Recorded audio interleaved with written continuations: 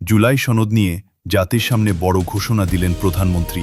নির্বাচনী ইশতেহার এবং জনগণের সামনে স্বাক্ষরিত যে জুলাই সনদ, আমরা সেই সকল কিছু আমাদের ম্যানিফেস্টো এবং জুলাই সনদ, এটার প্রতিটি দফা, প্রতিটি অঙ্গীকার পর্যায়ক্রমে আমরা বাস্তবায়ন করতে চাই।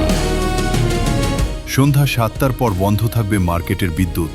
ফ্যাসিবাদী শাসনামলে দুর্নীতি, লুটপাট রাষ্ট্র এবং জনগণকে ঋণগ্রস্ত করে ফেলেছিল সেই শাসনামল। ৩০ লক্ষ কোটি টাকা ঋণের পাহাড় মাথায় নিয়ে নতুন মিশন। ৩০ লক্ষ কোটি টাকা ঋণের বোঝা নিয়েই বর্তমান সরকার যাত্রা শুরু করেছে। দেশের মানুষের ভাগ্য পরিবর্তনে কঠোর প্রতিজ্ঞাবদ্ধ বর্তমান সরকার।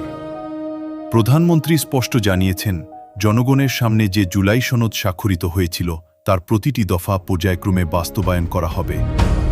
কোনো প্রতিশ্রুতি কেবল কাগজে কলমে সীমাবদ্ধ থাকবে না। বিদ্যুৎ সংকট মোকাবিলা ও সাশ্রয়ী নীতি অবলম্বনে নেওয়া হয়েছে কঠোর পদক্ষেপ। এখন থেকে সন্ধ্যা ৭টার পর কোনো মার্কেট বা বিপণী বিতানে বিদ্যুৎ ব্যবহার করা যাবে না।